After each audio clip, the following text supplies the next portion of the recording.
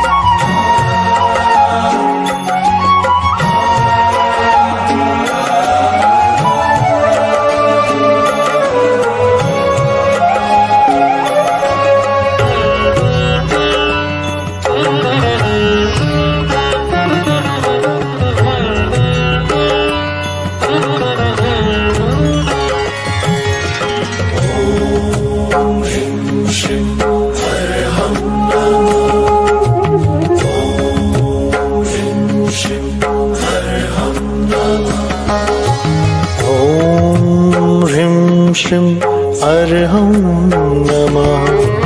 ॐ ह्रीं श्रीं अर्हं नमः।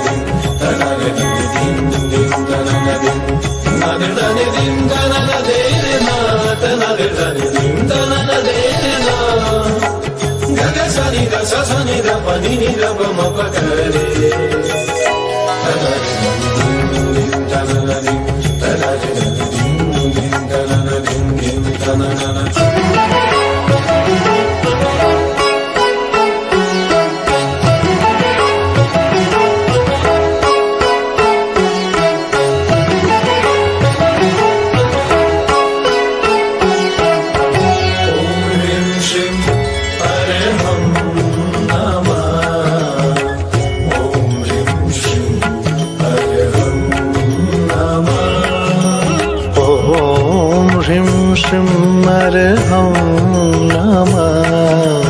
ॐ ह्रीं श्रीं अर्हं नमः। ॐ ह्रीं श्रीं अर्हं नमः। ॐ ह्रीं श्रीं अर्हं नमः। ॐ ह्रीं श्रीं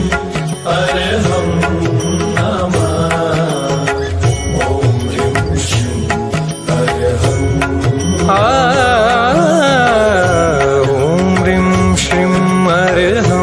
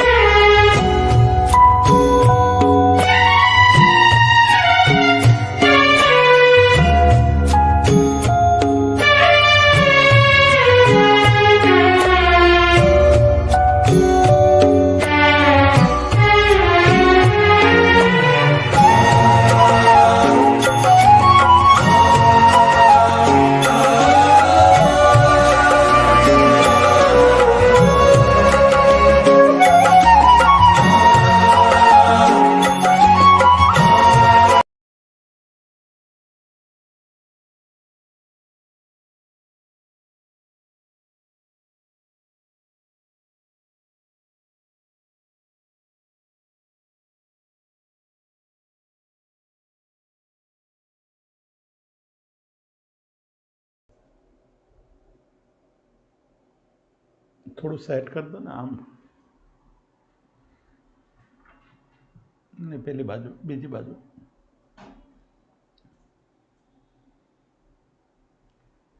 બસ હજુ થોડું ખસે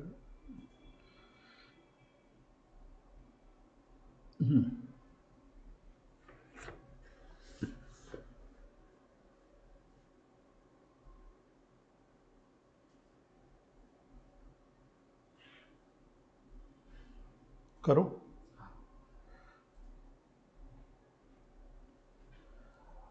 મંગલાચરણ નમો અરિહંતાણમ નમો સિદ્ધાણમ નમો આયર્યાણમ નમો વચ્છાયાણમ નમો લોએ સવ્વસાહૂણમ એસો પંચનમોકારો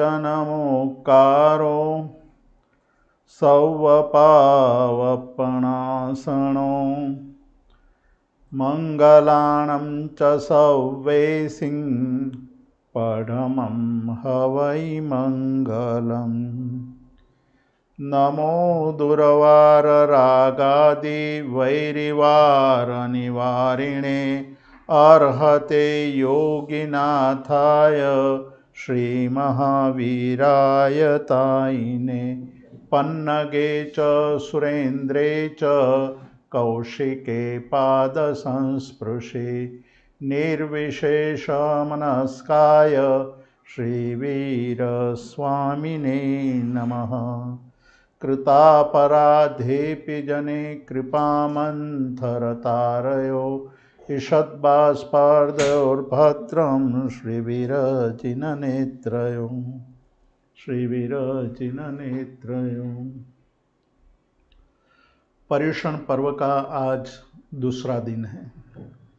दूसरे दिन के सुबह मैं सभी तपस्वी भाइयों एवं बहनों की बहुत बहुत अनुमोदना कर रहा हूँ।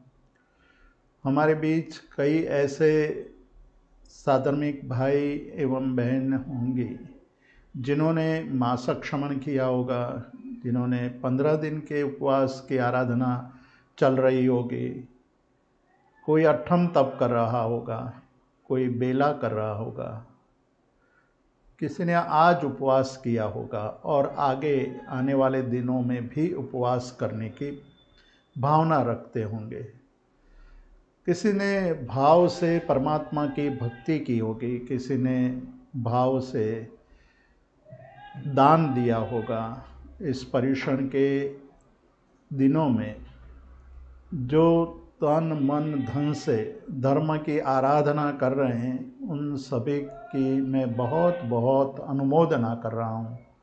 और तपस्वी भाइयों को मैं शाता पूछता हूँ और ये कामना करता हूँ कि आने वाले दिनों में और अच्छी आराधना हो और अच्छी तपश्चर्या हो, तपश्चर्या निर्विघ्न हो, किसी प्रकार के विघ्न न आए। उपसर्ग और परिसह के इस दौर में आप समत्व भाव धारण कर रखे, यही कामना के साथ मैं आज दूसरे दिन की सुबह का स्वाध्याय प्रारंभ करने जा रहा हूँ। कल हमने देखा था अष्टांगिका प्रवचन में प्रथम दिन हमारे कुछ कर्तव्यों के बारे में चिंतन किया था। हमने कल यह भी देखा कि इस पर्युषण पर्व में क्या करना चाहिए, किस प्रकार से हमें आराधना करनी चाहिए और आराधना करते हुए हमें अपने अंदर किस प्रकार से जाना चाहिए। ये बात बहुत स्पष्ट रूप से की थी हमने कि यह पर्युषण पर्व आराधना का पर्व है, अंदर प्रवेश करने का पर्व है, विभाव से स्वभाव की तरफ गति करने का ये अवसर है। हम इन दिनों में कोशिश करेंगे कि हम अपने अंदर प्रवेश करें, अपने आप को देखें, अपने आप का निरीक्षण करें, निरीक्षण करते हुए अंदर पड़े हुए दोषों को दूर करने का और गुणों को विकसित करने का प्रयास करें। हम इन दिनों में कैसे आगे बढ़ सकते हैं उसके बारे में हमारे संतों ने बहुत अलग अलग ढंग से बातें की है। धर्म क्या कहता है, धर्म किस प्रकार की बात करता है, उसकी चर्चा और आज के कुछ कर्तव्यों की बात, पर्युषण पर्व के कर्तव्यों की बात भी आज हम करेंगे। एक गुजराती स्तवन में ये कहा गया है कि करी शको धर्म करणी तो सदा करो एह उपदेश रे। कहते हैं कि धर्म का उपदेश क्या है, धर्म का संदेश क्या है, धर्म क्या उद्घोषणा करता है।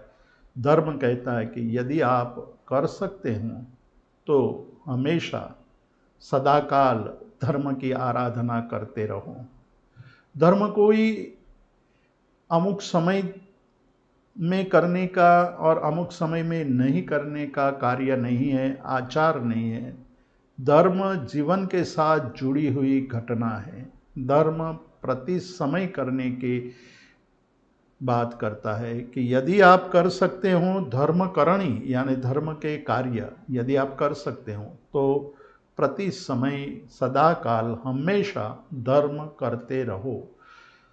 धर्म करने से हमें शाता मिलती है, धर्म करने से हमारे अंदर पड़े हुए दुर्गुणों का नाश होता है। हम देखेंगे आज कि कौन कौन से धर्म करने से किस प्रकार का लाभ हमें होता है। और आज दूसरे दिन विशेष रूप से हम दो बातों पर चिंतन करेंगे, दो बातों की हम चर्चा करेंगे कि धर्म हमें क्या सुविधा दे रहा है और कैसा अवसर देता है। पहला प्रश्न है, उस पर हम चिंतन करेंगे। दूसरा प्रश्न है, हम उस सुविधा और उस अवसर का कैसा उपयोग करते हैं। जो हमें अवसर मिला है उस अवसर को हम किस प्रकार से सार्थक करते हैं, और जो हमें सुविधा मिली है उस सुविधाओं का उपयोग हम कैसे कर रहे हैं। ये दो प्रश्नों के जवाब, उसका समाधान खोजने का आज मुख्य रूप से विचार करेंगे।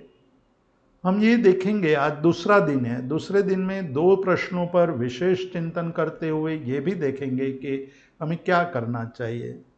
सर्वकाल नवी करी शको तो करो पर्व सुविशेष रे। दूसरी पंक्ति में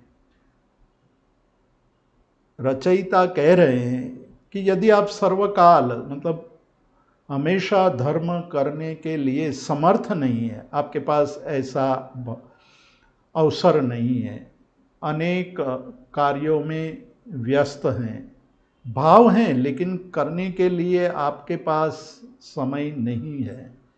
दो बातें यहाँ स्पष्ट समझ लेनी चाहिए। एक बात है अंदर का भाव, आपका भाव है या नहीं है। यदि भाव नहीं है तो कोई बात बनेगी नहीं। भाव है अंदर कि मैं सदाकाल धर्म करता रहूं, मेरे अंदर धर्म सदाकाल होता रहे, ये भाव पड़ा हुआ है, लेकिन अन्य कार्यों में व्यस्त रहने के कारण धर्म नहीं कर पा रहा हूं।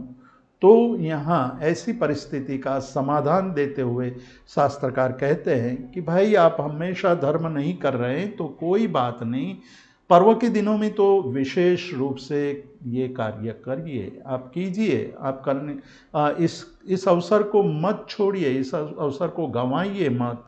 सर्वकाल यदि आप नहीं कर रहे हैं तो पर्व के दिनों में विशेष रूप से धर्म करना चाहिए, विशेष रूप से आराधना करनी चाहिए, विशेष रूप से अनुष्ठान करने चाहिए।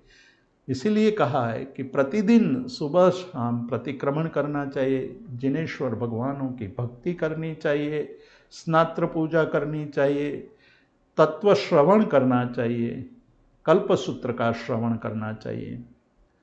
हम यहाँ परसों से कल्पसूत्र का श्रवण प्रारंभ करेंगे।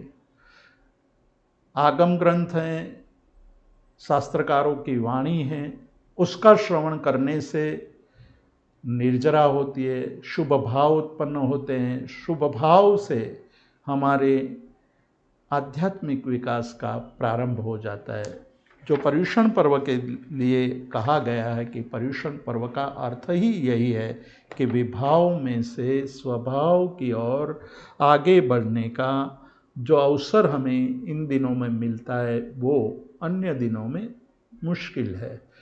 तो अन्य व्यस्तताओं को इन दिनों में छोड़ करके आराधना की तरफ आगे बढ़ना ही हमारा कर्तव्य होना चाहिए। इसलिए हमें इन दिनों में इन दो प्रश्नों पर विशेष रूप से चिंतन करना चाहिए। कल हमने देखा था, कल हमने प्रारंभ में ही ये बात कही थी कि पर्वाणि सन्ति प्रोक्तानि बहुनी श्री जिनागमे।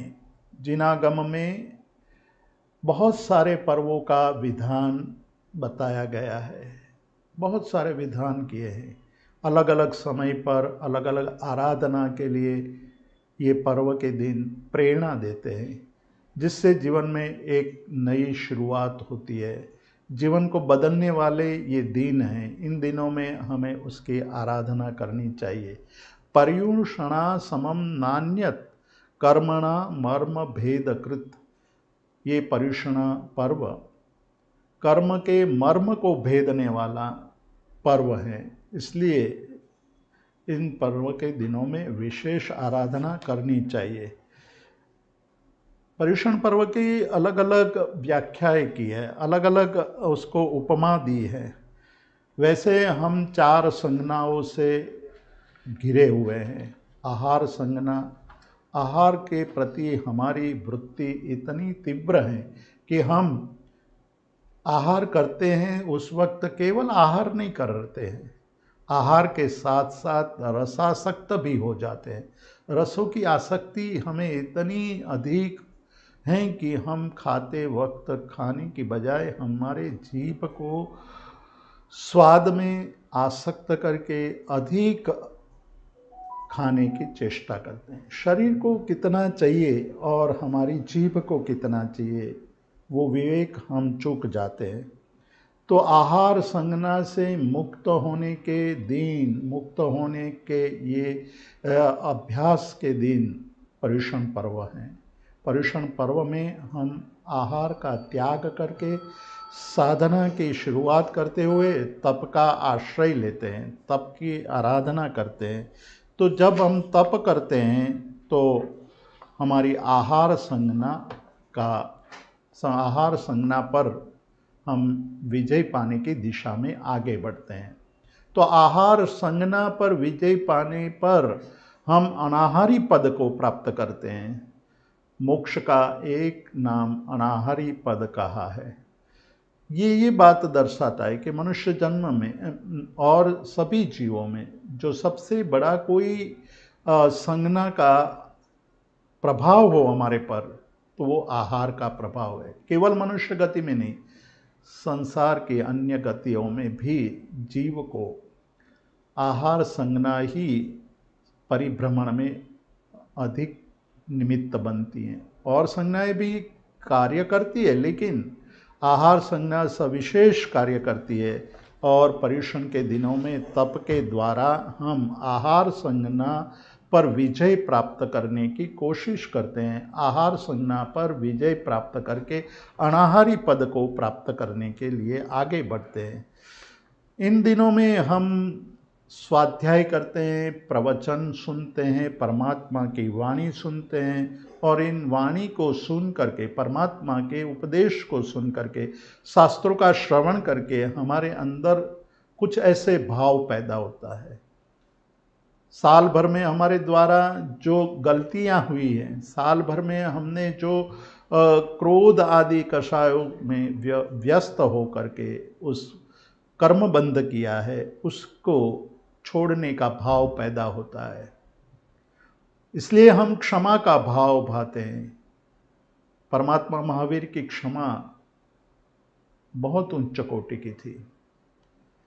जब लोग उस परमात्मा महावीर को छद्मस्त अवस्था के अंदर 12.5 साल तक निरंतर उपसर्ग करते रहे, निरंतर उपसर्गों की स्थिति में 12.5 साल तक गुजरते रहे, ये घटनाएं हमारे जीवन को बहुत बड़ा संदेश देती हैं।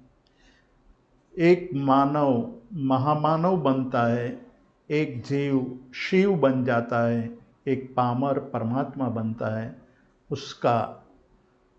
उसकी जो यात्रा है, वो यात्रा ये हमें महावीर स्वामी के 12.5 साल की साधना से ज्ञात होता है, जानते हैं हम उसको समझते हैं कि 12.5 साल तक परमात्मा ने उपसर्ग को सहन तो किया, लेकिन सहन करते वक्त उनके चित्त में क्या चल रहा था, कि चित्त की स्थिति क्या थी, चित्त में किस प्रकार के विचार चल रहे थे। हम लोग पार्श्वनाथ भगवान की स्तुति करते वक्त कलिकाल सर्वज्ञ हेमचंद्राचार्य ने जो सकलाहरत स्तोत्र बनाया है, उस स्तोत्र में परमात्मा की स्तुति करते हुए कलिकाल सर्वज्ञ हेमचंद्र सूर्य कहते हैं कि कमठे धरणेन्द्रे च स्वोचितम कर्म कुर्वति प्रभुस्तुल्य मनोवृत्ति पार्श्वनाथ श्रेयस्तुव। कमठे धरणेन्द्रे च, एक तरफ कमठ उपसर्ग कर रहा है, दूसरी तरफ धरणेन्द्र परमात्मा की रक्षा कर रहा है। दोनों की स्थिति परमात्मा मन में चिंतन कर रहे हैं कि एक मेरा रक्षण, मुझे बचाने की कोशिश कर रहा है, एक मुझे मारने की कोशिश कर रहा है। सामान्य मनुष्य के मन में कैसे भाव उत्पन्न होते होंगे, किस प्रकार का विचार करेंगे। कोई हमें मतलब अपशब्द बोले, कोई हमें हमारी निंदा करे, कोई हमें तकलीफ दे, तो तुरंत हमारे मन में दुर्भाव पैदा हो जाता है। हम तुरंत उसके अहित का चिंतन करने लगते हैं। अवसर न हो तो हम ऐसा विचार कर लेते हैं, मन में एक गांठ बांधते हैं कि अवसर मिलेगा तब मैं जरूर बदला ले लूँगा। ये गांठ ही हमारे जीवन को कर्म से बांध देती है। यही गांठ संसार के भवभ्रमण में निमित्त बनती हैं। छोटी छोटी गांठें, छोटे छोटे प्रसंग, छोटे छोटे राग और द्वेष, और राग और द्वेष के बाद उसकी जो विचारधारा मन में चलती है, बार बार विचार करते हैं, वो उस पर एक के बाद एक लेयर लगाते जाते हैं। हम जो गांठ बांधी हैं उस गांठ को और मजबूत करते जाते हैं। प्रसंग छोटा हो या बड़ा हो वो बहुत महत्वपूर्ण नहीं है, लेकिन प्रसंग घटना घट जाने के बाद भी हमारे मन में, उसके बाद भी हमारे चित्त में जो चिंतन की धारा बहती है वो उस राग और द्वेष की ग्रंथि को और अधिक तीव्र बनाती है। उसको समझने के लिए ये प्रवचन जो परमात्मा की वाणी का श्रवण करते हैं, शास्त्रों का श्रवण करते हैं, उस शास्त्र के श्रवण से क्षमा का भाव पैदा होता है, आलोचना करने का मन पैदा होता है कि हमारे जीवन में जो भी गलतियां हुई है उसकी आलोचना कर लें। तो इससे हमारे अंदर पड़ी हुई भय संज्ञा नष्ट होती है। जिस तरह से तप से आहार संज्ञा का क्षय होता है, उसी तरह हमारे मन के अंदर परमात्मा की वाणी का श्रवण करके जो भाव पैदा होते हैं, क्षमा का भाव पैदा होता है, आलोचना का भाव पैदा होता है, प्रायश्चित करने का भाव पैदा होता है, उससे भय संज्ञा नष्ट होती है। हमारे अंदर भय कूट कूट के भरा हुआ है। छोटी छोटी बातों में भय हमें परेशान कर रहा है, और भय के कारण हम गलतियां करते हैं, भय के कारण हम परिग्रह करते हैं। भय ही परिग्रह का कारण बनता है। हमें डर है कि कल क्या होगा, हमें डर है कि अगले महीने क्या होगा, अगले साल क्या होगा, मैं वृद्ध हो जाऊंगा तो क्या होगा। ये भय हमें सताता है और उसके कारण परिग्रह, और परिग्रह जब बढ़ता है तो परिग्रह की रक्षा करने के लिए और भय उत्पन्न हो जाता है कि मेरा धन कोई ले ना ले, मेरी समृद्धि नष्ट ना हो जाए, मेरी समृद्धि बढ़ती जाए, उसके लिए चिंता, उसके लिए भय, उसके लिए संग्रह की वृत्ति और अधिक बढ़ती है। तो उस भय की वृत्ति का समाधान, उस पर विजय पाने के लिए क्षमा और आलोचना दो बहुत ही महत्वपूर्ण गुण, बहुत महत्वपूर्ण भाव हमारे अंदर उत्पन्न होते हैं। उस भाव से हम भय संज्ञा पर विजय प्राप्त करते हैं। श्रीमद जी ने अपनी आत्मसिद्धि शास्त्र में एक जगह कहा है कि लयु स्वरूप न वृत्ति नु ग्रह्यु व्रत अभिमान। मैंने अपने जीवन में वृत्तियों का स्वरूप यानी संज्ञा के स्वरूप को समझा नहीं, संज्ञाओं को जीतने के लिए कोशिश नहीं की। संज्ञा को जीतना है, आहार संज्ञा को जीतना है, आहार पर विजय प्राप्त करके अनाहारी पद तक पहुंचना है। आहार किसको चाहिए वो हम नहीं सोचते हैं। आहार पुद्गल को चाहिए, पुद्गल को पुद्गल की आवश्यकता है, जीव को पुद्गल की आवश्यकता नहीं है। जीव चेतन है, चेतन को अनाहारी पद की अपेक्षा होनी चाहिए, और अनाहारी पद प्राप्त करने के लिए आहार की संज्ञा से मुक्ति पानी होगी। भय संज्ञा हमें परेशान कर रही है, भय से परिग्रह उत्पन्न होता है और परिग्रह से और दूषण हमारे अंदर उत्पन्न होते हैं। तो भय संज्ञा को जीतने के लिए प्रवचन के द्वारा क्षमा के भाव, जब हम महावीर स्वामी भगवान का कल्पसूत्र के अंदर विशेष रूप से जीवन का परिचय करेंगे, तब पता चलेगा कि जिस तरह से पार्श्वनाथ भगवान की इस घटना में ये कहा कि तब परमात्मा अपने चित्त में क्या सोच रहे थे, क्या सोच रहे थे। एक जीव उनकी रक्षा कर रहा है, एक जीव उसको मारने के लिए परेशान कर रहा है, मरणांत कष्ट दे रहा है। फिर भी परमात्मा ये सोचते हैं कि दोनों अपने अपने उचित कर्तव्य को कर रहे हैं, वो अपने जीवन में जैसी भावना है उस प्रकार के कार्य कर रहे हैं, उसमें उनका दोष नहीं है। दोष मैं यदि विचलित होता हूं तो मेरा है, मुझे विचलित नहीं होना चाहिए। स्वोचितम कर्म कुर्वती, अपने अपने उचित कार्यों को कर रहे हैं। प्रभुस्तुल्य मनोवृत्ति, दोनों के प्रति मनोवृत्ति समान है। इसलिए अपूर्व अवसर में भी कहा है कि शत्रु मित्र प्रत्यय वर्ते समदर्शिता, शत्रु पर और मित्र पर दोनों पर एक समान दृष्टि जब आ जाती है तब हमारा जीवन धन्य बनता है। हम इन दिनों में, पर्युषण के दिनों में ये भाव भाएं, ये भाव करें कि हमारे अंदर भी शत्रु के प्रति और मित्र के प्रति समान भाव पैदा हो जाए। शत्रु के प्रति द्वेष भाव, तिरस्कार का भाव, क्रोध का भाव पैदा ना हो, और मित्र के प्रति राग पैदा ना हो, स्वार्थ पैदा ना हो। इन दिनों में ब्रह्मचर्य का पालन करने से मैथुन संज्ञा पर हमें विजय प्राप्त होता है। और आगे चल के कहते हैं कि संघ के विभिन्न कार्य होते हैं। इन दिनों में संघ अनेक प्रकार के आयोजन हमारे समक्ष प्रस्तुत करते हैं।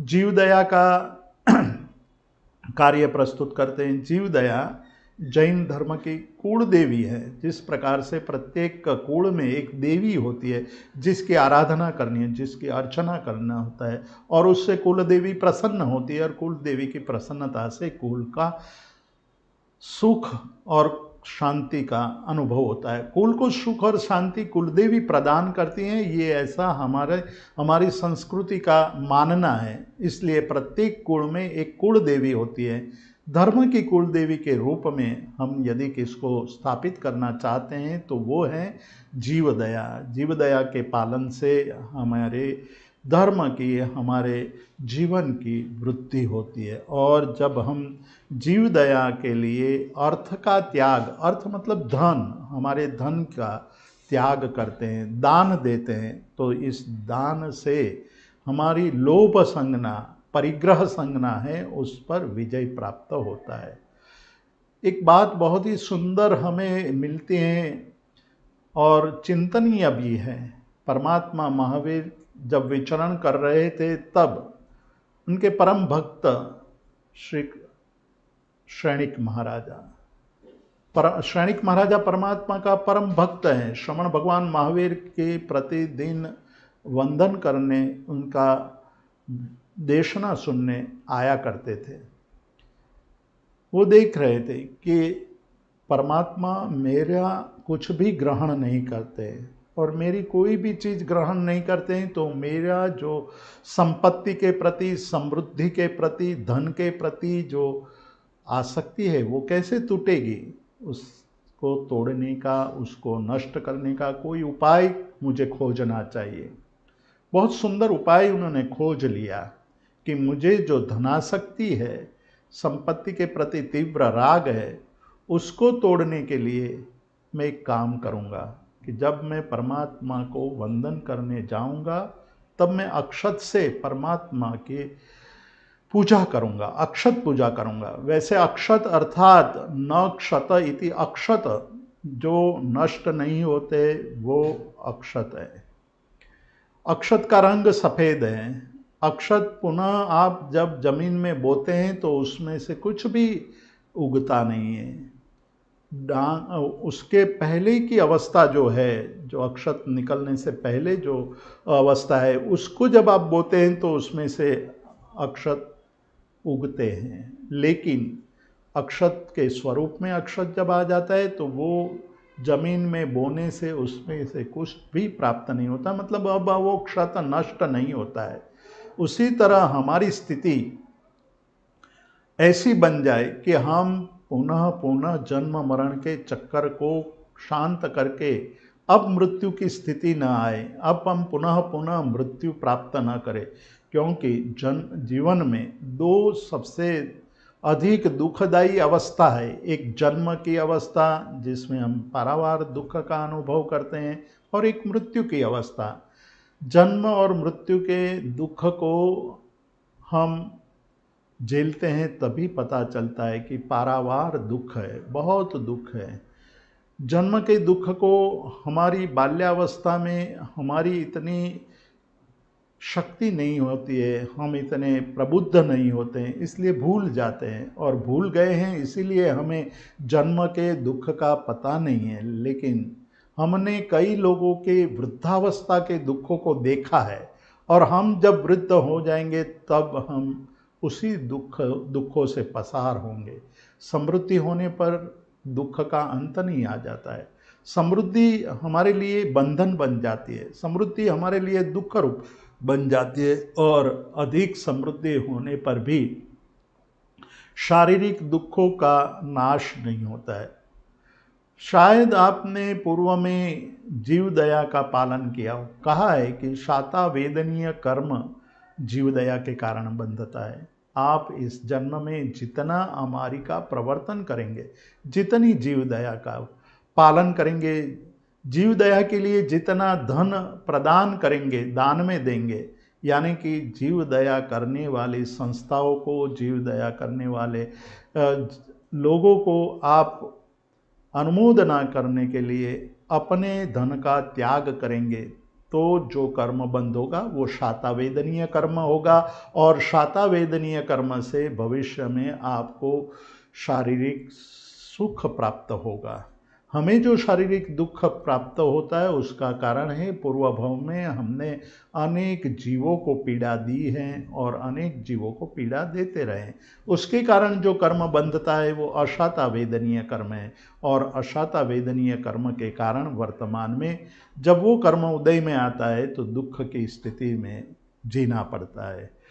हमें ये पर्व ये संदेश देता है कि हमारी प्रवर्तन करना चाहिए। हमारी प्रवर्तन हमारे जैन धर्म की कुल देवी है, यानी कि जीव दया हमारे जीवन धर्म की कुल देवी है। उसकी पूजा अर्चना करने का मतलब है कि हम इस जन्म में जितना हो सके उतना जीव दया के कार्य को करते रहें। एक बहुत महत्वपूर्ण घटना हमारे लिए गौरवपूर्ण भी है, हमें बहुत सुंदर संदेश भी देती है। एक श्राविका आज से 400 साल पहले दिल्ली में तपश्चर्या कर रही थी। प्रतिदिन सुबह, चंपा नाम की श्राविका है, वो प्रतिदिन सुबह परमात्मा की भक्ति करने के लिए जाती थी। लंबे उपवास चल रहे थे और लंबे उपवास के दौरान हर रोज प्रतिदिन परमात्मा की भक्ति वो उनका नियम था। जब संघ को पता चला कि चंपा श्राविका बहुत लंबे उपवास कर रही है, तपश्चर्या कर रही है, तो संघ ने विनंती की कि आप सुबह जब जाती हो तो एक अकेले में मत जाया कीजिए, श्री संघ आपके साथ चलेगा। श्री संघ बाजा बजाते हुए आपको परमात्मा के पास ले जाएगा। आप परमात्मा की भक्ति बहुत धाम धूम पूर्वक कीजिए, और हमें भी एक निमित्त मिलेगा, परमात्मा की भक्ति करने का निमित्त मिलेगा, और दूसरा तुम्हारी तपश्चर्या की अनुमोदना करने का अवसर मिलेगा। और तुम्हारी तपश्चर्या की अनुमोदना से कई जीवों को प्रेरणा भी मिलेगी कि जीवन में तप करना चाहिए, और तप करने से कर्मों की निर्जरा होती है, ये भाव उनको प्राप्त होगा। तो ये बहुत बड़े कल्याण का कारण बन सकती है आपकी भक्ति। वह हर रोज सुबह बहुत ही धाम धूम पूर्वक श्री संघ के साथ चंपा श्राविका परमात्मा की भक्ति के लिए निकलती थी। एक दिन ऐसा हुआ जब वो परमात्मा की भक्ति के लिए जा रही थी, उसी वक्त अकबर बादशाह, अकबर द ग्रेट जो निकल रहा था, दोनों आमने सामने हुए। अकबर को आश्चर्य हुआ कि एक औरत परमात्मा कहाँ जा रही है, और ये बाजा बजाते हुए लोग उनको कहाँ ले जा रहे हैं। ये जिज्ञासा प्रकट हुई, और ये जिज्ञासा का समाधान करने के लिए उन्होंने अपने मंत्री को पूछा कि ये क्या है, क्यों ये जुलूस निकला है, और शुरुआत में आदि में ये औरत कौन है जिसको इतना मान सम्मान दिया जा रहा है। तब मंत्री ने कहा कि एक जैन धर्म है, जैन धर्म की ये उपासिका है जिसको श्राविका कहते हैं। ये श्राविका बहुत लंबे उपवास कर रही हैं, और उस उपवास की अनुमोदना के लिए उनके आराधना की अनुमोदना के लिए उनके अनुयायी, जैन धर्म के अनुयायी उनको गाजा बाजा के साथ बजाते हुए जिन मंदिर ले जा रहे हैं, परमात्मा की भक्ति के लिए ले जा रहे हैं। ये सुन कर के उपवास क्या होता है वो जानने की जिज्ञासा हुई। उन्होंने पूछा क्या उपवास क्या होता है, उपवास कैसे होता है, किसको उपवास कहते हैं। अकबर के लिए पहला प्रसंग था उपवास के बारे में जानने का। उनको ये पता ही नहीं था कि उपवास जैसी एक विधि होती है, विधान होता है, जिसमें उपवास करने वाला आहार का त्याग कर देता है। पूछा गया कि क्या उपवास है, कैसा है, कैसे उपवास की आराधना होती है। मंत्री ने कहा कि राजा जी, ये बहुत कठिन आराधना है, उसकी आराधना आसानी से नहीं हो सकती है। उसमें आहार ग्रहण नहीं करते। जैसे रोज़ा हम रखते हैं, रोज़ा में हम आहार ग्रहण नहीं करते हैं, पानी ग्रहण नहीं करते हैं, कुछ भी नहीं लेते, वैसे ही ये रोज़ा है, जैन धर्म का रोज़ा है। लेकिन हमारे रोज़ा में और इन जैन धर्म के रोज़ा में बहुत अंतर है।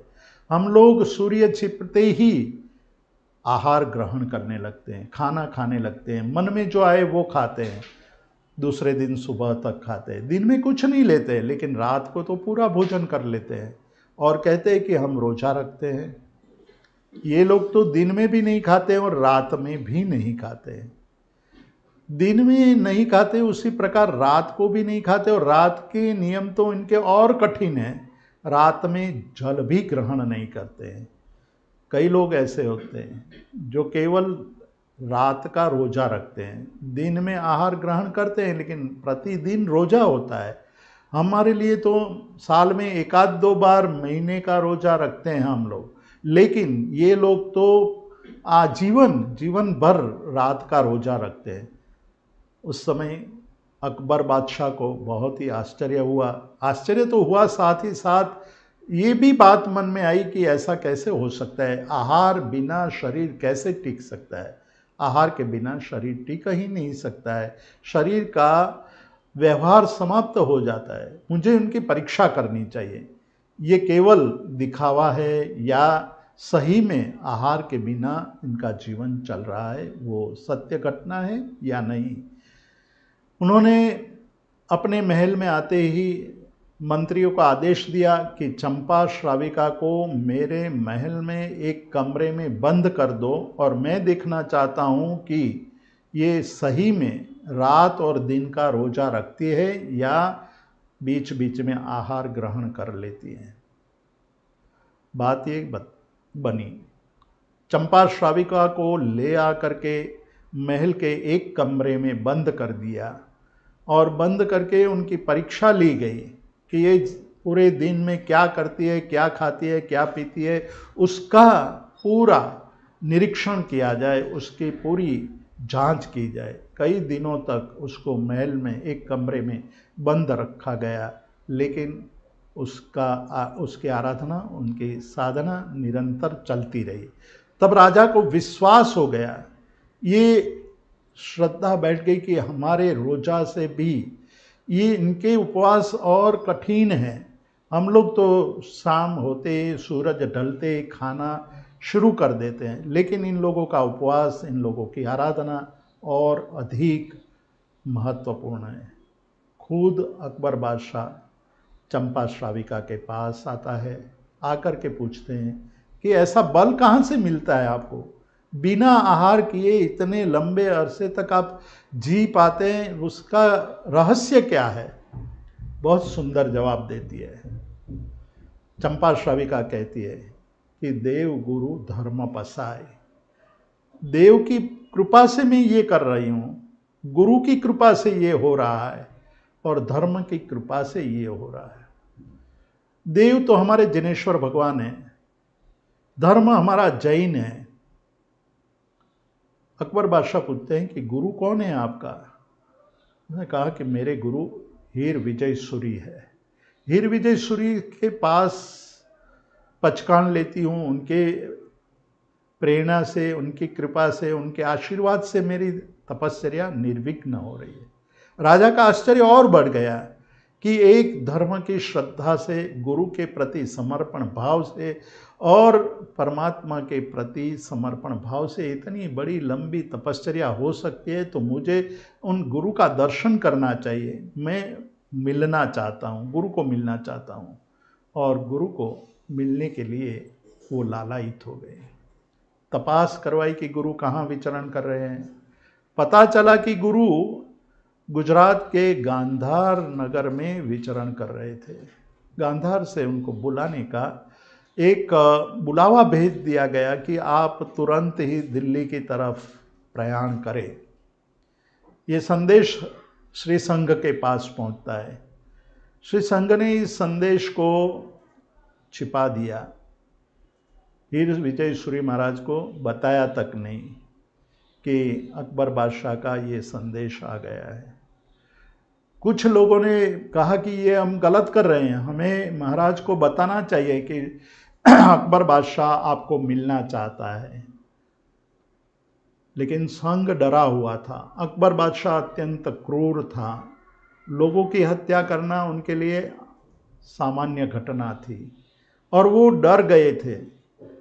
उन्होंने खुद की रक्षा के लिए तो चिंता जाहिर की, लेकिन उन्होंने ये सोचा कि हमारे गुरु दिल्ली जाएंगे तो उनको गायब कर देंगे, उनको जेल में पुर देंगे, उसको आहार पानी नहीं मिलेगा, उनके आचार में विक्षेप डालेगा।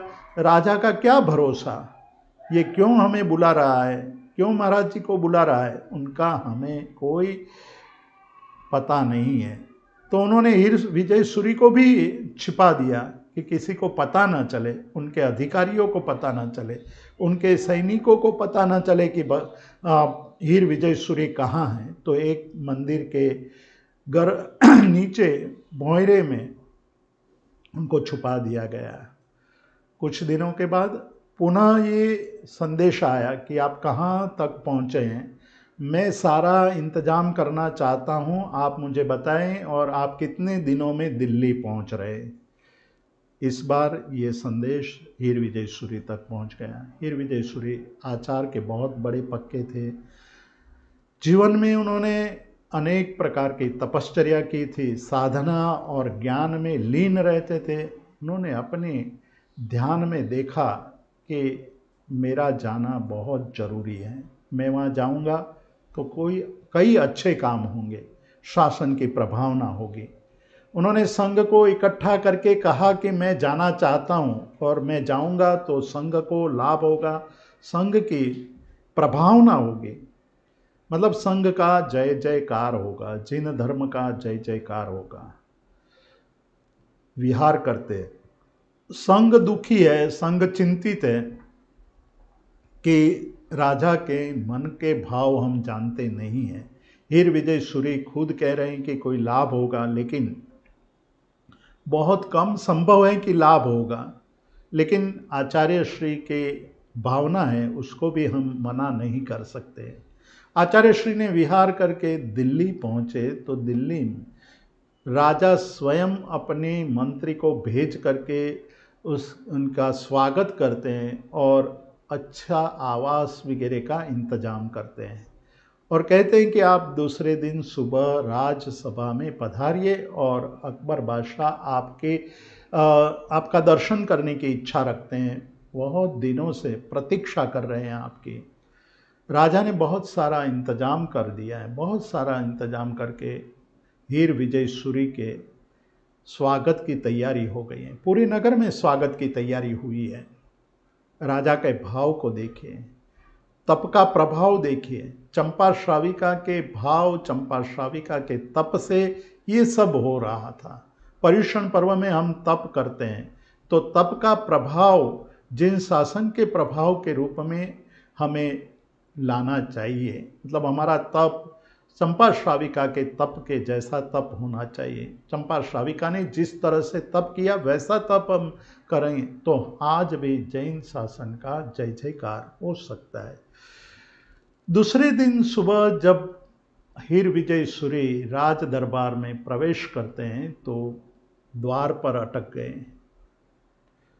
अकबर बादशाह पूछते हैं कि आप अटक क्यों गए, अंदर प्रवेश क्यों नहीं कर रहे हैं, अंदर प्रवेश के लिए आपके स्वागत के लिए हमने लाल जाजम बिछाई हुई है। हम चाहते हैं हमारे राज्य के आप सर्वोत्कृष्ट अतिथि हैं, मैं चाहता हूँ आप अंदर पधारे।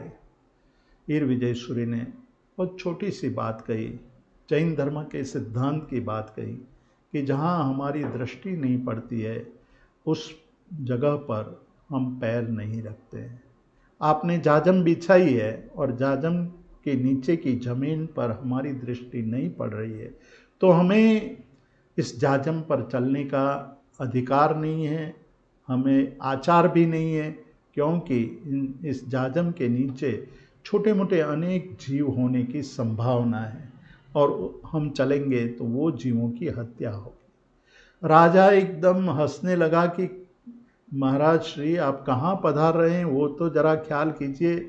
क्या हम ऐसे हैं कि हमारे दरबार में छोटे मोटे कीड़े घूमते रहते हैं? ये लाल जाजम हमने जो बिछाई है वो अत्यंत मूल्यवान है, श्रेष्ठ अतिथियों के लिए ही ये बिछाई जाती है और आप कह रहे हैं कि हम जाजम पर चलेंगे नहीं। ये तो आश्चर्य की बात है। हीर विजय सूरी ने कहा कि मैं कोई शंका कुशंका नहीं करता हूँ, मेरे आचार की बात कर रहा हूँ। मेरा आचार है कि जगत के किसी जीव की हत्या में मैं निमित्त न बनूं। यदि मैं किसी जीव की हत्या में निमित्त बनता हूँ तो मेरा दोष है और उससे मुझे गाढ़ कर्म का बंध होता है, मैं नहीं चल सकता हूँ। मेरा आचार है, मैं आचार नहीं छोड़ सकता हूँ। राजा को आज पहली बार आश्चर्य हुआ है कि जो राज्य का अतिथि आज स्वयं राज दरबार में, राज मंदिर में प्रवेश करने की मना कर रहा है और मेरा जैसा सम्राट जब उनको स्वागत करने के लिए तैयार हैं, मूल्यवान जाजम बिछाई हुई है, फिर भी मुझे अंदर प्रवेश करने से अटक रहे हैं। राजा ने बहुत मुश्किल से हीर विजय सूरी की बात मान ली और जाजम हटाई। जाजम हटाती देखा तो नीचे चींटियाँ चल रही थी और चींटियों को देखकर अकबर बादशाह आश्चर्यचकित हो गया और हीर विजय सूरी के चरणों में नतमस्तक हो गया। ये घटना बहुत अद्भुत घटना थी, आचार की सर्वश्रेष्ठ घटना कि जो हीर विजय सूरी ने जैन धर्म के आचार के पालन करने से अनेक जीवों की रक्षा की बात कही थी, आज वो प्रत्यक्ष हो रही थी। राजा आज उसको देख करके आश्चर्यचकित हो गया था। हीर विजय सूरी के परम भक्त के रूप में वो उभर गया, परम भक्त बन गया। उन्होंने अपने अकबरनामा में लिखा है कि जो हीर विजय सूरी है वो जैन धर्म के अत्यंत प्रभाविक आचार्य है। वो मेरे दरबार के हीरला है, मतलब एक रत्न के रूप में है, हीरे के समान है। और हीर विजय सूरी ने अपने आचार के आधार पर, परमात्मा के प्रति भक्ति के आधार पर, हीर विजय सूरी जो अत्यंत क्रूर था, हिंसक था, अत्यंत लोगों की हत्या करने में आसक्त था, उनको प्रतिबोधित किया। प्रतिबोधित करके हिंसा को अटकाया। हिंसा की जो परंपरा चल रही थी उसको उन्होंने कहा कि ये अच्छा नहीं है, निर्दोष जीवों की हत्या करना, अबोल पशुओं की हत्या करना, ये हमारा धर्म नहीं है, ये हमारा कर्तव्य नहीं है। हमारा कर्तव्य है जीवों की रक्षा करना। राजा खुश हुआ है। खुश होते हुए कहा कि आप कुछ मांगिए, अब जो भी मांगेंगे वो मैं दूंगा। हीर विजय सूरी ने कहा कि मैं कुछ नहीं चाहता हूँ, सब कुछ छोड़ करके हम साधु बने, मुझे कोई अपेक्षा नहीं है, कुछ भी नहीं चाहिए। अकबर बादशाह को और भी आश्चर्य हुआ कि एक सम्राट सब कुछ देने के लिए तैयार है और ये कुछ भी लेने के लिए तैयार नहीं है, कुछ भी नहीं चाहते। आज उन्होंने यदि हीरे मोती माणिक आदि मांगा होता तो मैं उनके चरणों में संपूर्ण रूप से समर्पित कर देता। उन्होंने मांगा होता तो पूरा राज्य भंडार, पूरा राजकोष उनके चरणों में न्योछावर कर देता। मैं इतना प्रसन्न हुआ हूँ, इतने अधिक उनसे मैं प्रभावित हुआ हूँ, पर ये एक ऐसा आदमी है जो कुछ भी मांग नहीं रहा है, कुछ भी ले नहीं रहा है। राजा ने बहुत आग्रह किया, तब हीर विजय सूरी ने कहा कि आपकी भावना है तो आप पर्यूषण के 8 दिन कत्ल खाने, स्लॉटर हाउस बंद रखिए, जिससे पशुओं की हिंसा अटक जाए, पशुओं को अभय दान मिले। बस मैं यही चाहता हूँ, उससे अधिक मुझे कुछ भी नहीं चाहिए।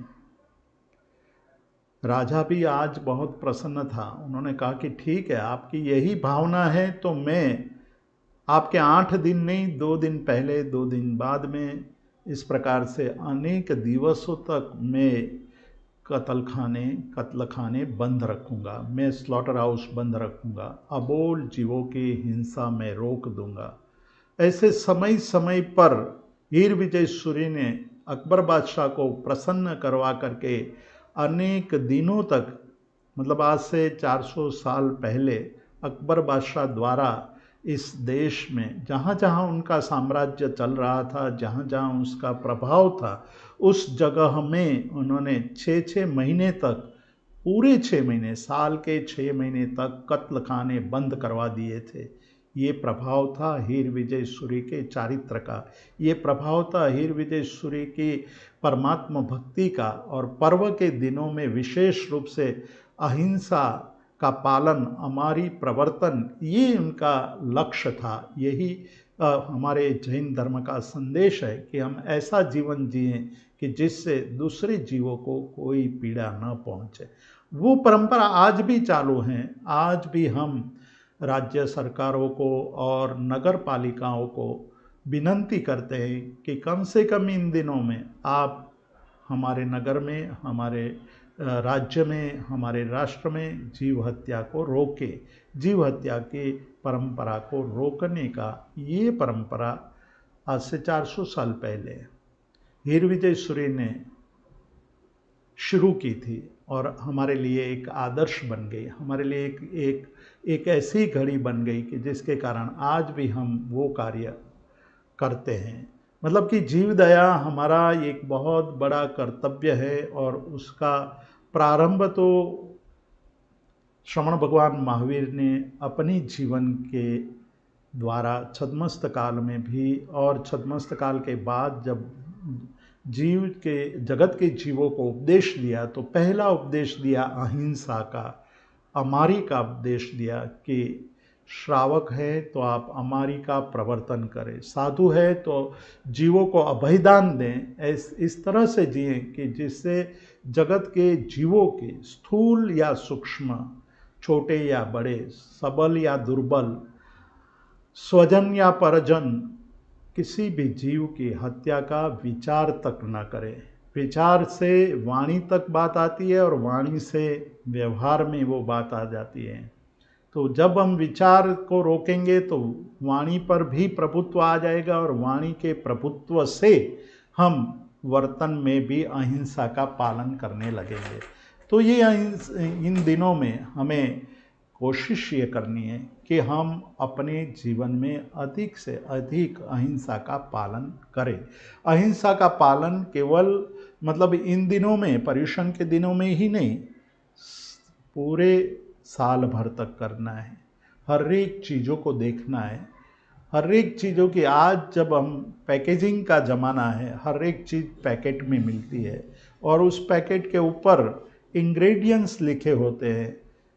जैन को ये अभ्यास डालना चाहिए कि इंग्रेडिएंट को पढ़कर के ही वस्तु को ग्रहण करें। साक्षात या परंपरा से जिसमें हिंसक पदार्थों का उपयोग हुआ हो, वैसे पदार्थों का स्वीकार न करें, वैसे पदार्थ ग्रहण न करें, खरीदे नहीं। जब हमें ये पता चलने लगेगा तब जगत में अहिंसा का भाव बढ़ता जाएगा। आज के युग में हिंसा इतनी अधिक हो रही है, कल्पनातीत हिंसा हो रही है, और हिंसा के कारण अनेक जीव सृष्टि का विनाश हो रहा है। शास्त्रों में तो यहाँ तक कहा है कि एक जीव का भी इस सृष्टि के सुखाकारी में योगदान है। यदि एक जीव की हत्या होती है तो उसका प्रभाव पूरी सृष्टि पर होता है। उसके अंदर से जो आह निकलती है उसकी पीड़ा की जो चीख निकलती है, वो चीख भी इस संसार के सुख को नष्ट करने वाली होती है, कहीं न कहीं वो प्रभाव डालती है।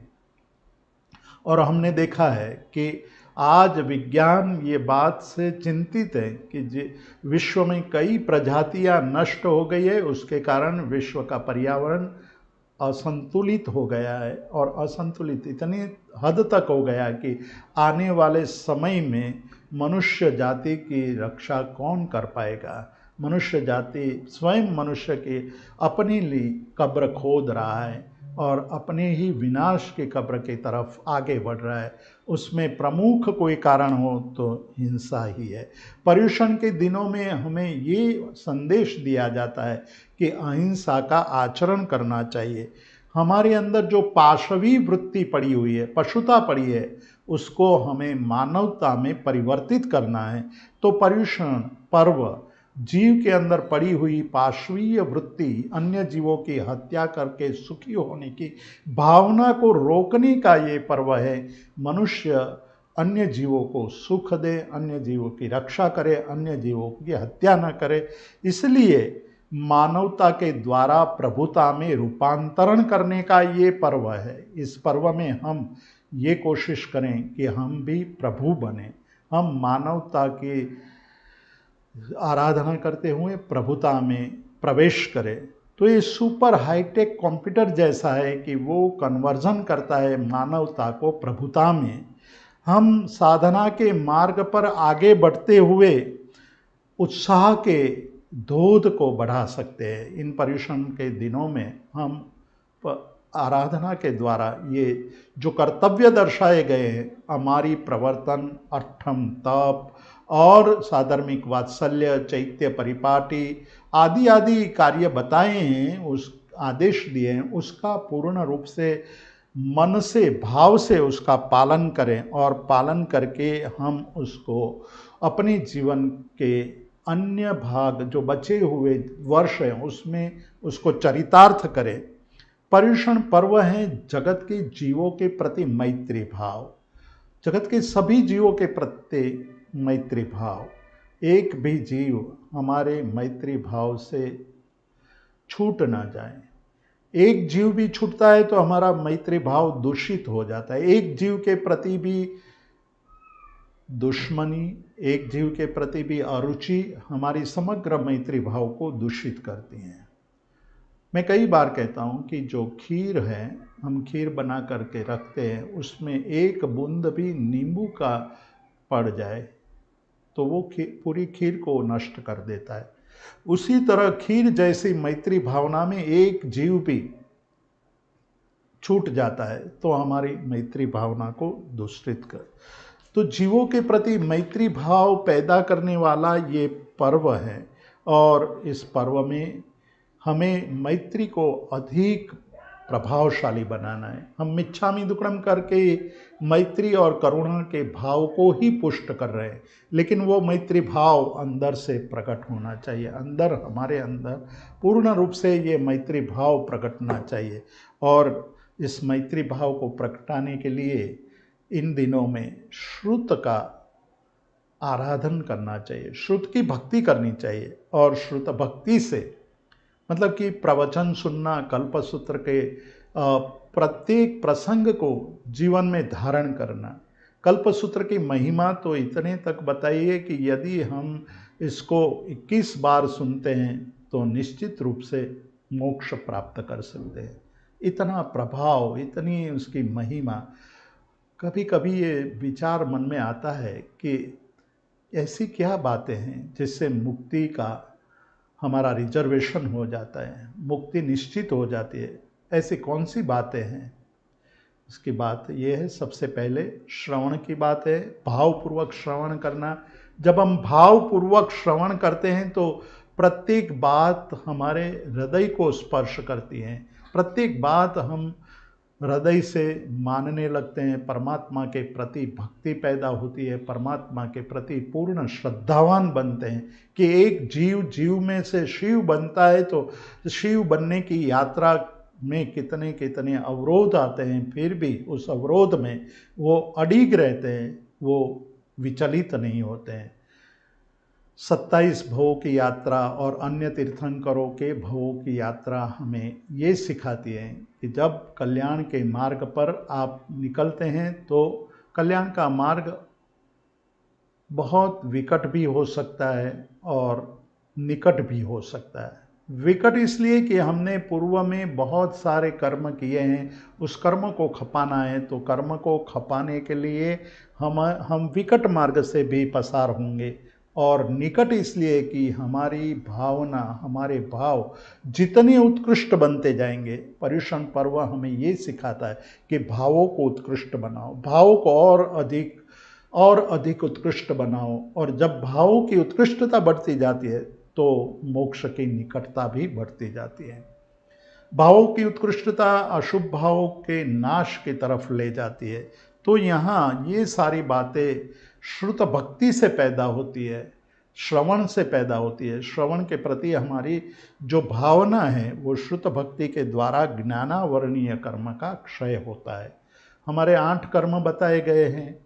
8 कर्म के द्वारा हमारी स्थिति का यहाँ जो स्पष्टता है वो दर्शाई गई है कि हमारा परिभ्रमण इन 8 कर्मों के कारण होता है। उसमें सबसे पहला कर्म है ज्ञानावर्णीय कर्म।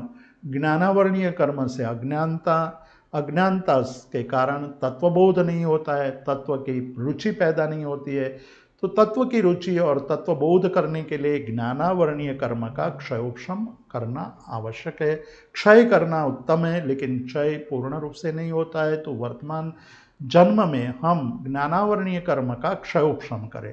जितना क्षयोपशम होगा, बढ़ता जाएगा, उतना ही हमें तत्वबोध अधिक होता जाएगा। तो ये जो श्रुत भक्ति से पैदा होती है, श्रुत का हम श्रवण करें तब भक्ति से श्रवण करें। हम ये माने कि ये शब्द हमें सुनने को मिल रहा है, वो हमारा सौभाग्य है। एक भी शब्द बिना अंदर उतारे बिना नहीं छोड़ूंगा, मैं पूरे भाव से सुनूंगा। ऐसी श्रद्धा वाणी के प्रति पैदा होनी चाहिए। अधिकतर तो हमारे जीवन में यही होता है। और इस वर्चुअल युग में, आभासी युग में, आज हम और आप दोनों वर्चुअली जुड़े हुए हैं। लेकिन वर्चुअली जब जुड़े हुए हैं तो मुझे पता नहीं है कि आप पूर्ण रूप से श्रवण कर रहे हैं या नहीं। श्रवण करने वाले का कर्तव्य बन जाता है कि हमें परमात्मा की वाणी सुनने का ये अवसर मिला है। घर बैठे गंगा आई है, गंगा आज घर में बह रही है। उस गंगा का हमें उपयोग करना है कि खाली जुड़ करके हम अन्य कार्यों में जुड़ जाते हैं। मतलब ये आभासी जुड़ना, ये बहुत ही विचित्र जुड़ान है। हम यदि अन्य कार्य करते करते वाणी का श्रवण करते हैं तो वाणी का अपमान कर रहे हैं। वाणी को हम सुन नहीं रहे हैं, केवल हम लोगों को बताते हैं कि मैं भी जुड़ा हुआ था, मैंने भी सुना है, हाँ आज कुछ ऐसा कह रहे थे, अच्छा कह रहे थे, सुंदर था, बढ़िया था, घटिया था। ये सारा आभासी जोड़ना वो उतना महत्वपूर्ण नहीं है। लेकिन जब आप जुड़ते हैं तो पूर्ण रूप से जुड़े, पूर्ण मनोयोग से जुड़े। एक भी वाक्य, एक भी शब्द व्यर्थ नहीं जाना चाहिए। और तभी ये जुड़ना है। अन्यथा जुड़ना आभासी है, वर्चुअल है, उससे कोई विशेष लाभ नहीं होगा। आज देश विदेश के लोग जुड़े हुए हैं, देश विदेश के लोग सुनते हैं, तो सुनने से हमारे कर्मों का क्षय हो सकता है, तो उसका लाभ लेना चाहिए। पर्युषण पर्व के दरमियान जैना की बात कही है। जैना का आचरण अनेक प्रकार से होता है, बहुत अलग अलग प्रकार से जैना का आचरण होता है। जैना यानी जीव दया, जीव की रक्षा करने के लिए यत्नपूर्वक, जागृतिपूर्वक सारे कार्य करना। मतलब हम जब शुरुआत में, दिन की शुरुआत में गैस चालू करते हैं तो गैस चालू करने से पहले पूजनी से उसको पूजना है, उसको साफ करना है। गैस के छिद्रों में कोई जीव चला गया हो तो उसकी रक्षा करना है। गैस के ऊपर चींटियाँ आदि कोई छोटे मोटे जीव आ गए, कोई अन्न कण पड़ा है, उस अन्न कण को खाने के लिए रात भर जब कोई कार्य नहीं होता है तो छोटे छोटे जीव वहाँ पहुँच जाते हैं उसको खाने के लिए। सुबह उठते ही हम गैस को शुरू कर देते हैं तो वो छोटे छोटे जीवों की हत्या के हम निमित्त बन जाते हैं, उसकी रक्षा करना है।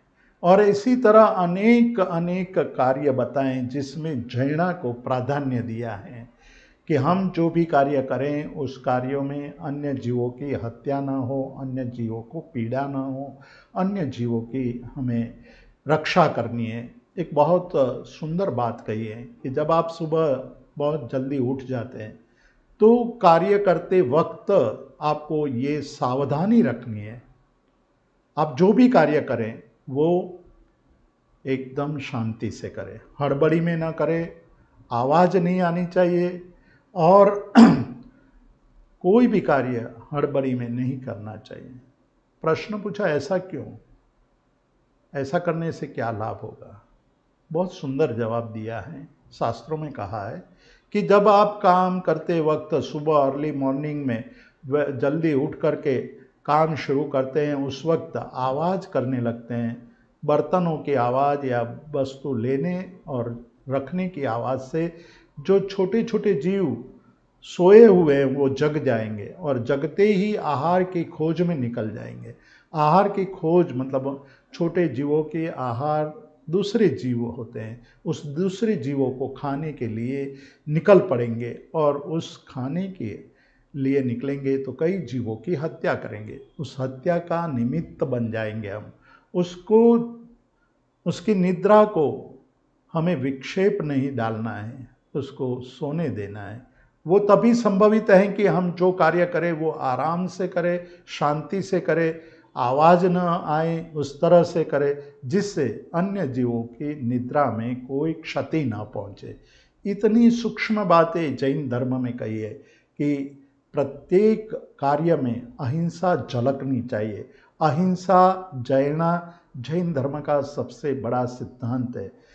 गांधी जी कहा करते थे कि अहिंसा की बात तो सभी धर्मों ने कही है, कोई भी धर्म ऐसा नहीं है जो हिंसा की बात करता हो। विश्व के सभी धर्मों ने अहिंसा की बात की। बौद्ध धर्म ने पंचशील में प्रथम अहिंसा को रखा। योग सूत्र ने, पतंजलि ने योग सूत्र में प्रथम यम के नियम रूप में अहिंसा को रखा और कहा कि अहिंसा प्रतिष्ठायाम वैर त्यागः। अहिंसा का आचरण करने से वैर का त्याग होता है। जितना अहिंसा का आचरण बढ़ता है वैर समाप्त हो जाता है। हमारा वैर उत्पन्न होता है हिंसा के कारण। हिंसा जितनी बढ़ती है वैर भाव उतना ही बढ़ता जाता है और वैर से पुनः हिंसा का आचरण होता है, हिंसा के आचरण से पुनः हिंसा। इस प्रकार से हिंसा की परंपरा चलती है और एक जीव अनंत जीवों की हत्या में निमित्त बन जाता है। अन्य दर्शनों में, अन्य धर्मों में भी अहिंसा की बात कही है। गांधी जी ये बात कर रहे हैं। गांधी जी कहते हैं कि हर एक धर्मों ने अहिंसा को प्रथम धर्म के रूप में रखा है, लेकिन अहिंसा का व्यवहारिक पक्ष जैन धर्म ने जिस प्रकार से बताया है अन्य धर्मों में ये बात नहीं कही है। जैन धर्म ने अहिंसा के आचरण के लिए व्यवहारिक पक्ष के रूप में जीवन की प्रत्येक बाबतों पर, प्रत्येक घटनाओं पर अहिंसा का विचार किया है कि कैसे जीवन जीना चाहिए, पानी कैसे किस प्रकार से ग्रहण करना चाहिए, पानी को छानना है, पानी को छानने के पश्चात जो छननी है उसको भी किस तरह से रखना है जिससे छननी में रहे हुए जीव की भी हत्या ना हो।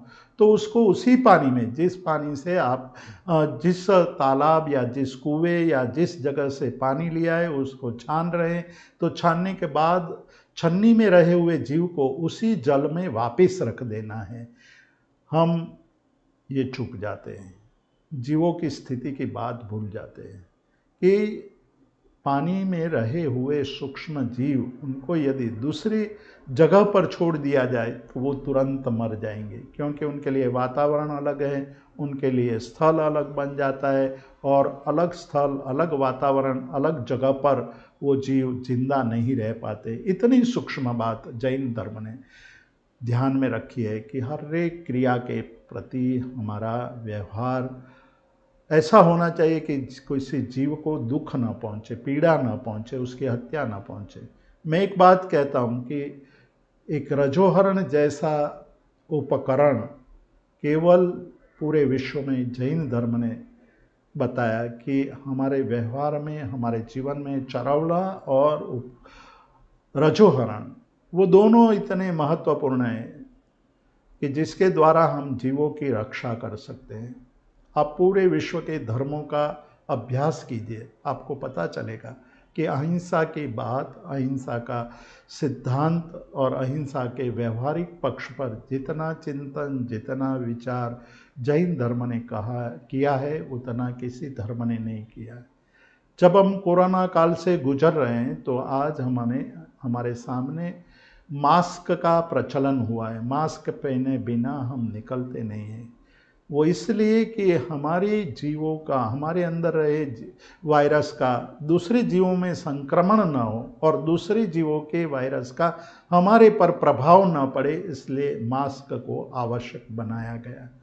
लेकिन आप 2600 वर्ष पहले की बात कीजिए, मुहपत्ती, मुखवस्त्रिका, जैन धर्म ने 2600 साल पहले कहा कि भाई आप मुखवस्त्रिका का उपयोग कीजिए, मुहपत्ती का उपयोग कीजिए। मुहपत्ती का उपयोग करने से आमारी का प्रवर्तन होता है, अपनी वायरस दूसरे में संक्रमित नहीं होंगे, उसकी वृद्धि नहीं होगी, हम दूसरे जीवों की पीड़ा में निमित्त नहीं बनेंगे।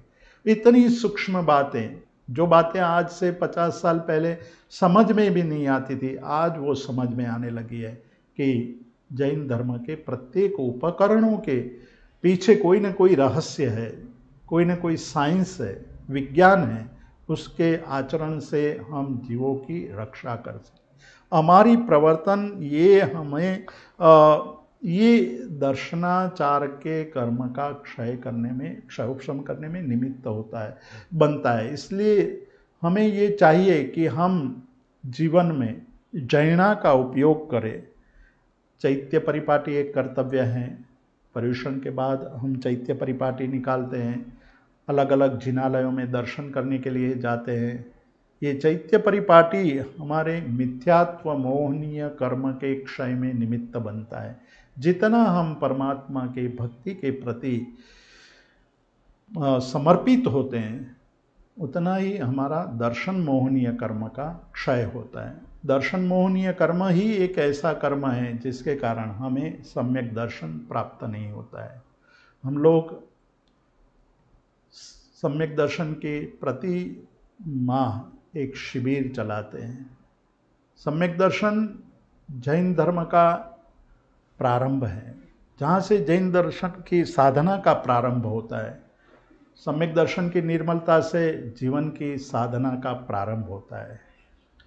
हमने पिछले कई वर्षों में बहुत सारे सम्यक दर्शन के शिविर लगाए, देश विदेश में लगाए। अभी पर्युषण के प्रारंभ होने से पहले ही 42वां शिविर समाप्त हुआ। 42वें शिविर के अंदर शामिल हुए लोगों ने, श्रावक और श्राविकाओं ने, भाइयों एवं बहनों ने इतना भाव व्यक्त किया कि हमें सम्यक दर्शन का इतना गहन अर्थ पता ही नहीं था। मैं एक मुनि महाराज को मिला था और हमारा सम्यक दर्शन का शिविर बेंगलोर में चल रहा था। वहाँ एक मुनि महाराज, मेरे परिचित मुनि महाराज थे, बहुत ही विद्वान मुनि हैं, अनेक भाषाओं के जानकार हैं। उनके शास्त्र की जो पहुँच है, शास्त्र के अंदर जो पहुँच है, वो अद्भुत है।